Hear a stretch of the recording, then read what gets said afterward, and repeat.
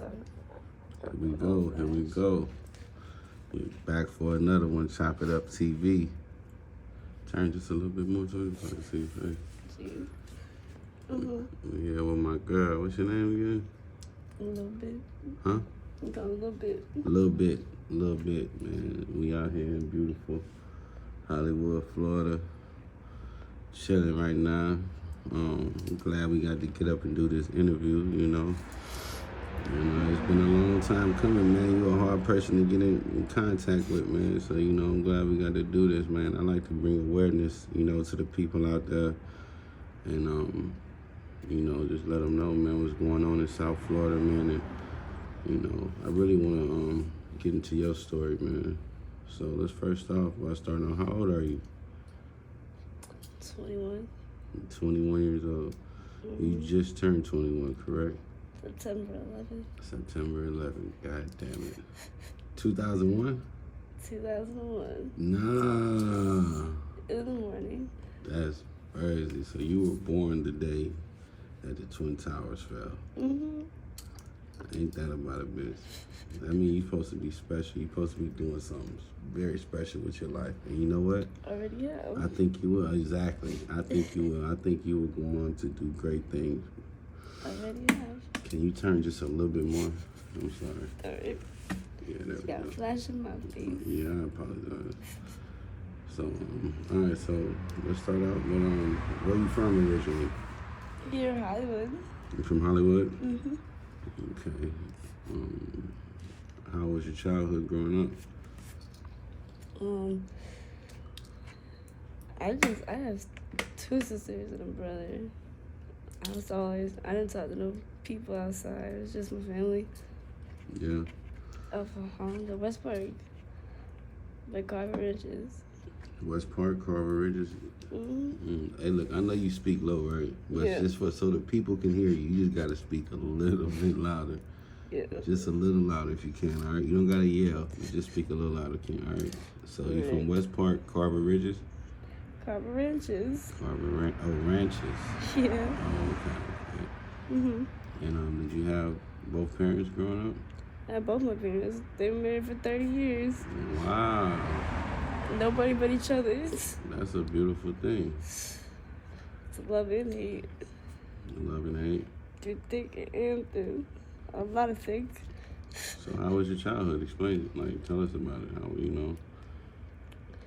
I mean, when my parents, they've been married for 30 years, and it's just each other, so, they fight a lot.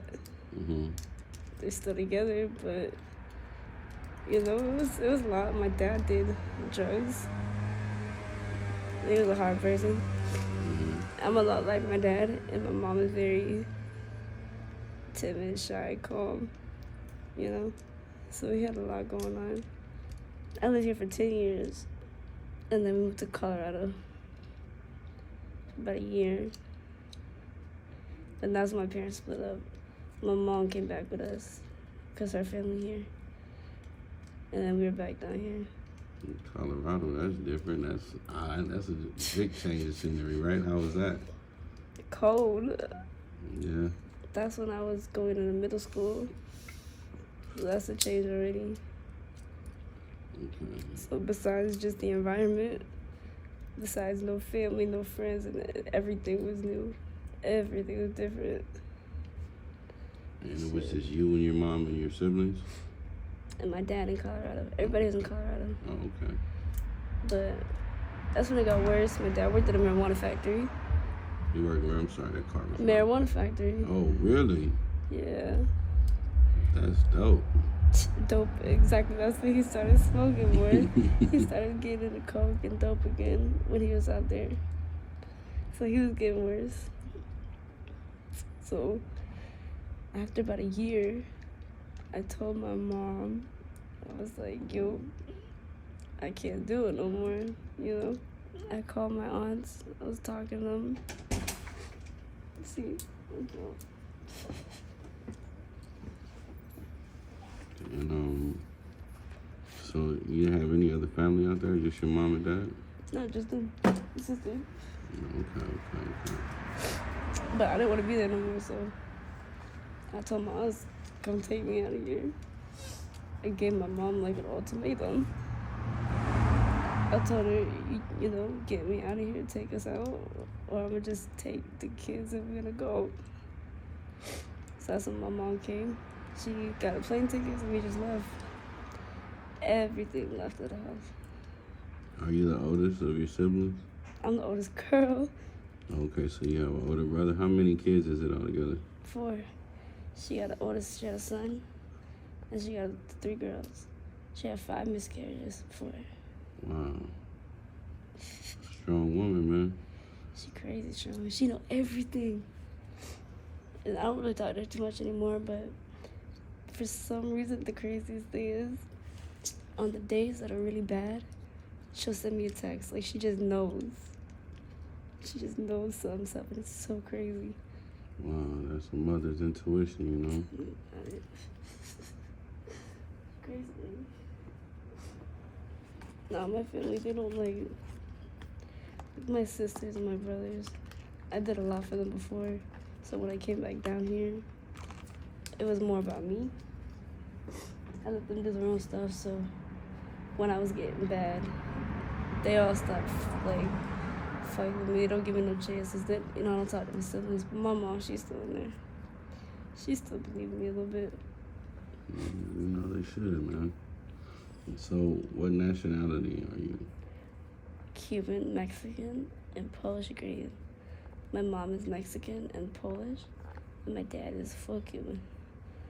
Okay, dope. That's a dope mix. My mom from Chicago. Oh yeah. My dad's from Cuba, but he moved to California. So he's from California, really. Okay. You still talk to your parents? Or your dad? I know you say you talk to your mom, but what about your dad? We do not have a good relationship, me and my dad, but I'm trying to be a bigger person, I guess. Not hold grudges. Trying to talk every now and then. He'll text me like, what's up, I love you. I don't even like him when he was texting me in general, ever. But Yeah. You talk some about like my mom wants to know what's up. I'm open with my mom. She knows everything. She'll put her little 2 cents in there or something, or she'll make a face, but she don't say anything. I still do what I do. Okay. So let's get into it. So you come from a 2-parent household, you know, pretty good upbringing. You said you guys were together. You couldn't even play with people outside, so you weren't.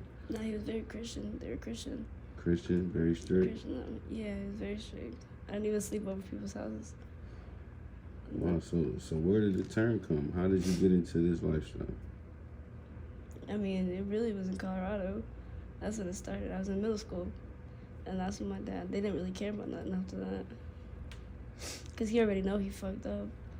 He took me away from my family, took us away from Florida, to some place where he was just able to freely smoke. That's it. It was all for him. Smoke what else? Weed. It was weed at first, you know, because weed was legal in Colorado. But when my dad started getting into some friends that worked with him, you know, he started going on coke and smoking, you know. So after that, it got worse. His temper got worse. My mom just didn't know what to do. My mental, you know, state got bad. Was your father abusive? Mentally abusive. Never physical, right? Not physical, but after being physically abused, you know, afterwards, not by him, but having both sides, mental abuse is worse almost. Like, I've had, you know, boyfriends that I've been beat by. And that, to me, is nothing. Like, someone yell at me or someone can bring me down every day like that, that's gonna fuck me up. You beat me, that's not gonna do a thing. Wow, that's deep. You know, you yell at me, that's gonna fuck me up. Wow, so mental abuse is real. Yeah, and that's why the boys think that they can continue to beat. A lot of people, I'm glad you said that. A lot of people out there would say, oh, people are just soft. It's, my parents yelled at me. There's no such thing as mental this. But it's real. Mental abuse is real. Yeah. And it affects you. The only thing that works for me is when you talk to me. Right. You talk to me regularly, you communicate with me, that's going to come through. Mm. Yell at me, you're going to bring me down. That's going to get worse. Beat me, you're just going to end up think you can continuously do it. And so, I'm sorry to cut you off, but them saying every young girl's first love is her dad. You feel like he fucked you up by fucking up your relationship? You feel like he didn't. There's things from my dad that I see, and that I definitely take from him, but I don't know if I agree with that. Like, he definitely taught me what not to have. He showed me an example of what love would and would not be. Okay. That's deep. I had a boyfriend for 5 years. Mm-hmm. My tattoo. Okay. What's his name? Patterson? Christian. Okay. He's awesome. He's great. He's a great person. Whoever ends up with him, honestly, that's the luckiest person in the world. He's amazing. It's just not me, Right. The standard that people have in the world, Mm. It's just what everyone thinks, and it's not necessarily what's supposed to be right or wrong. When you come to love and relationship, that's only about you two and communication. If you guys decide that it doesn't have to be you two, but you're understanding about that, then that's all you. I agree with you 1,000,000 fucking %. Damn, that was deep. The person I fuck with now, we are 100% in understanding. When I broke up with my boyfriend, I thought there was no such thing as love, no such thing as relationship. But when I started living with my boy, I came to a complete understanding about that.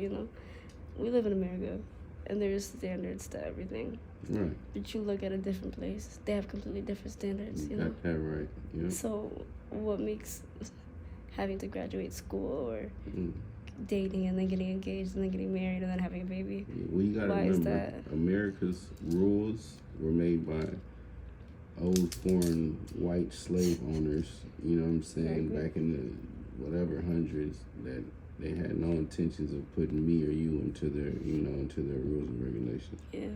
It was basically set up to control people, you know what I'm saying? In general. But even them in general, people, were women, born to recreate. Like, that's the one thing that you cannot deny. Just attraction to people, sex. That's one thing that's common on everybody. Is what? It's in common with everybody. Sex. It's sex. Attraction. It's natural, right? Exactly. That's what I understand. That's why I don't get mad if somebody wants to go fuck somebody else too. Because I feel the same way. Right. What it's about connection and feeling. Every night I'm still finna be in the bed with him. Every night. How many I'm still finna take care of him. Talk that shit. That doesn't matter with me. Talk that shit down. He's still my number one. It's all about communication. Alright, so look, let me ask you this. Alright. You're 21 years old. Mm-hmm. Just turned 20. So when I met you, you were 20. Yeah. And my interviews lately have been about like Mutt, flock of shit, the Molly, different shit. Mm-hmm. But you use a different drug. Yes. And you're so young. And a lot of people thought that drug was extinct. Like, I'm way older than you, but when I was young, I used to sell crack. I remember those days, the late 90s and shit like that. Yeah. But it's 2022. And you telling me that what's your drug of choice? I smoke hard. Hard. That's really it right now. Yeah. Have you ever fucked with anything else? With what? Have you ever fucked with anything else? I started smoking weed first. You didn't like weed? I liked it. But when I was 18, I started hard first, and I tried soft. Just speak a little louder, sorry. I tried the soft and I went straight to hard. So at 18, Yeah, straight you were done with 18. weed? I wasn't done. I smoked for a while, but after a while, it just wasn't the same. Yeah. I know a lot of people in Florida, they fuck with shit called choppers. It's like, I don't even know what that is. it's the coke on top of their weed in the blunt. I hear them, what do they call it? Dirties and shit. Dirties, like that. yeah. Nah, I do the hard. Straight The hard. cigarette. In a cigarette? Yeah, I roll it. Oh shit, that's dope. Yeah, that's how I started. I don't know if that's dope, but that's different. It's dope for sure. Yeah, That's how I started. That's the least addicting. You know, I was told never to use it from a pipe, ever. So you never smoked it from a pipe? Not for a while, not until it got bad. Because that's when it gets bad. Once you have the pipe, then it gets addicting. That's when it's kind of hard. That's what makes when I got bad. Yeah, that's on the pipe. But you know, when I started smoking hard, when I was 18 though, in general, it was like weed to me. How people perceive weed, how it calms you down, relaxes you. Like, I know a lot of people who smoke. They go to Google and they freak out, they go crazy. And that's what people think, you know? They think that they see me smoke and then all of a sudden I lose all perspective and I don't know what's going on. But you're completely coherent. Yeah, I'm straight. That's good, man. You seem very intelligent, man. You seem like a real good kid, man. You you're just going through some shit right now, as we all do. You know what I'm saying? I believe you're gonna be great, though. I'm already. You are. So, my question to you is the crack good? How does it make you feel? And for people out there that want to fuck with crack, or should I say hard, what do you say about it? Because you're young, you're 21 years old. I'm already in it, you know? If you never tried it, don't try it. You know, don't get into that. Find yourself something else. You know, weed can be addicting, but it's not bad, but it's all a mental state thing, you know? Because I want to keep smoking. Because it's the addiction, it's the mental. But it's not good, you know? Because sometimes when you don't have it, when I don't have it, all I want to do is get it, you know? I've been at points where I've done anything to get it, you know? When I'm not on it, I get mad. I'm like so hard to handle. So it changes your mood. Yeah. Do you think you can quit right now if you wanted to? Right now? Like at this very moment, no. I mean, you could. This is gonna be hell. Yeah. You know? But I've been getting better ever slowly, you know, day by day it gets better. Slow down, start figuring out how to deal with it.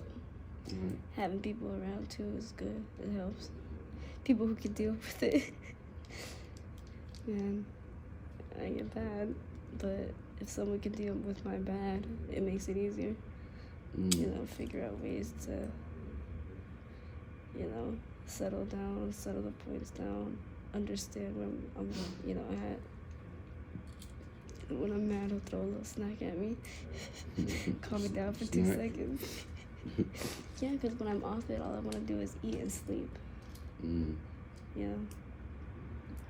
You just gotta figure out your point of where it gets better. So do you regret ever trying it or starting it? No. You have no regrets? I don't have regret about that because somehow, some way, when I came into that world with the hard smoking, especially who had gotten me on it, that had taught me so much about myself, you know? I wouldn't know the things I know or come to understand who I am without that. I don't regret anything I've done. That's good. I'm a hard-headed person, so I know I had to hit a lot of rock bottoms to get there, but those rock bottoms help me see a lot. That's all, you know? That's deep. So, by messing with the crack, has that altered your lifestyle in any other way? Well, sure it has. Definitely.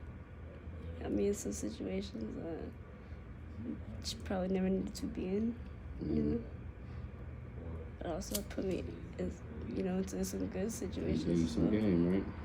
But He gave you some game, right? Chuck gave you some knowledge, right? definitely. That's what I'm saying. So did you start hoeing because of smoking hard, or that's just something you wanted to fuck with? So what? Hoeing. One more time. Like hoeing, Yeah. I started working. It was pretty much based off of that. I didn't see it at the time as that, Mm-hmm. But when you really look at it, of course, when you actually come to terms with yourself and, actually allow yourself to admit, yeah, definitely from that. Well, you are a person that takes accountability and responsibility. I really like that, man. You don't blame anybody. You're not, you know what I'm saying? But you can't blame anybody. You can, right? You can't. You can't blame anybody, Tell even that though to the they rest might of the have, world. they got influence on what you do, but they cannot force you. Nobody can force you to do anything. Mm-hmm. You can't blame anybody but yourself. That's deep. Like the person who put me on hard, I still can't blame him. And we've talked about it before. How did you start? Who started it? Can we get that story before we end this? Oh no. You can't give me that story? No. What happened? But it's a close person. It's a very influential person in my life. I was asking about it first, And they gave it to you. Yeah, but that taught me a lot.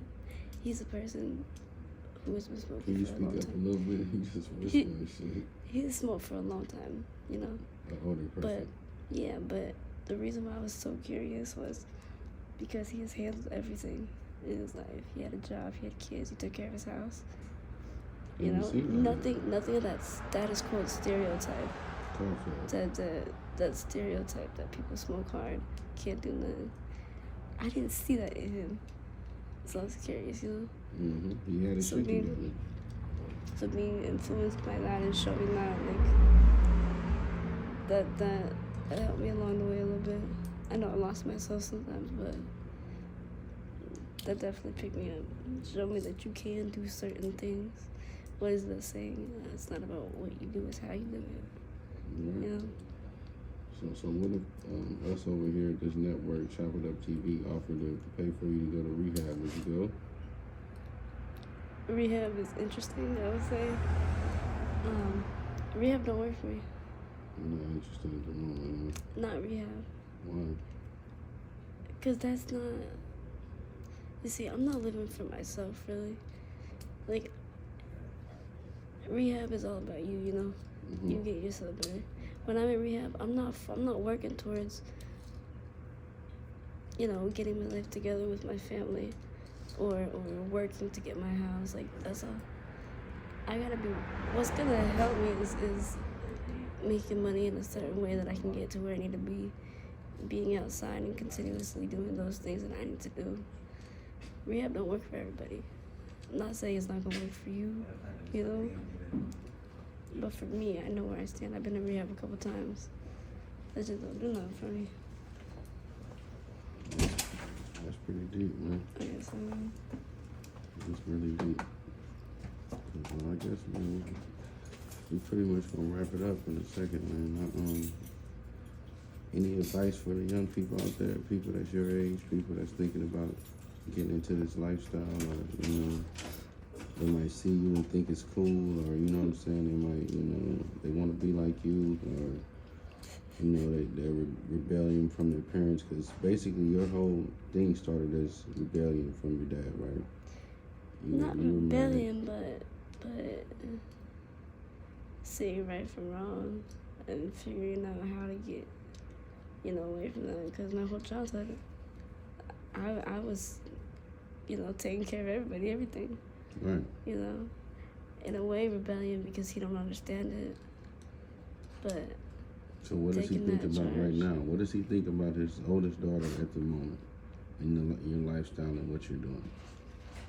He actually don't know too much about that. But he knows I'm a great person, He knows I do good things, great things. He just wants to see better for me. He knows that I've been right for a long time, That too, of course. But we're saying, what does he feel about this life choice that you made? What do you think your father feels about his baby girl? You know? He just wants me to be home and okay. You know? Mm-hmm.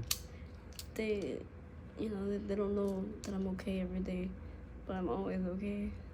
You know? I'm sure they miss you, man. You know, I'm sure they would love to have you home. They think that being home and where they know and able to see me is what calms them down, you know? But you don't gotta be home. You don't have to be in those certain situations just to be okay. If I communicated with them more like I know I should, you know, they'll start to feel okay. You know, like in that environment, as soon as I go to my mom's house, I just feel negativity straight. Like, this is what I still do than being over there. You feel stressed being there too. I still feel better being out here where I am in my situation than being there. Is it because you're free to do as you want, or is it because you're not judged and Well, because when I'm out here, I'm putting myself in the situations that I want to be in, if you want to say. Mm-hmm. Regardless, negative or positive, I'm controlling the situation. Mm. When I'm stepping into my mom's house, I can't control how I feel right there. You know? Mm-hmm. It's just straight negativity. I don't know how other people are, but I still feel things that I feel from past situations. Like, when I've been beat before, I can still feel those feelings. Mm. You know, certain feelings that I've had when I've been yelled at, certain things. I still feel that. And as soon as I walk in, the aura, the whole thing is negative. That's not something I want to be, something I want to do it. They don't understand that yet, but they will one day, you know? Yeah. You have to think a lot, you know, because you're the only person that's going to make your choices. Mm. I'm not going to tell you to don't do drugs or do drugs, you know, because I probably won't stop ever smoking. But I'm going to come to the point where I know when I can and when I can't, you know, because I enjoy it. I don't just do it to feel better. Sometimes I do it to party, to have fun, to have sex, you know. But other times I use it as a coping, you know. Mm. That's deep. You gotta figure out a balance in life with everything. Because, your addiction can be worse than my addiction regardless of what it is. You can be addicted to anything. Real motherfucking shit. Because seriously, you know, we find ourselves addicted, but we don't ever admit it. They don't realize, you know? You don't realize what addiction actually is. Yeah. It's not drugs. Even watching porn every day. It's an addiction. Sex is an even bigger addiction than this. You know? You can be addicted to anything. And it can be worse. It's all a mental thing, you know? Yeah. You gotta learn balance and control. That's really the biggest thing I think in life. I have the hard problem doing that. I think I have OCD. It's like an obsessive thing. Regardless what it is, I get super into one thing. And sometimes I might forget about all the rest. And that's where balance is. Balance your life. That's deep, man. Figure all that out. That's deep, man. I'm very wobbly balanced right now. We about to sign off a little bit, man. So can we check back with you in, say, 3 months, 90 days, and see the progress and see what's happening from here? Christmas, yeah. What is October? What is it, October? January. Around New Year's. Yes, New Year's. Let's see what the New Year comes. Okay. Because I got a plan out here, you know? I know you do, man. I know you do. We believe in you, and we're rooting for you. And we just want to know, where your shoes at? No, you are so cool, man. You really down to earth, man. You really dope, man. I'm real. You're not me and a representative when you come here. You're just me and me, you know? And I appreciate you, man. I really appreciate you. And one last piece of advice you got for the young people out there. That everybody thinks hard is over. There's no more crack in the streets. It's real. They think it's an old person's drug. What do you got to say? Young people do fucking hard, huh? If I'm young, I'm really 74 years old, but nah, it's real. It is.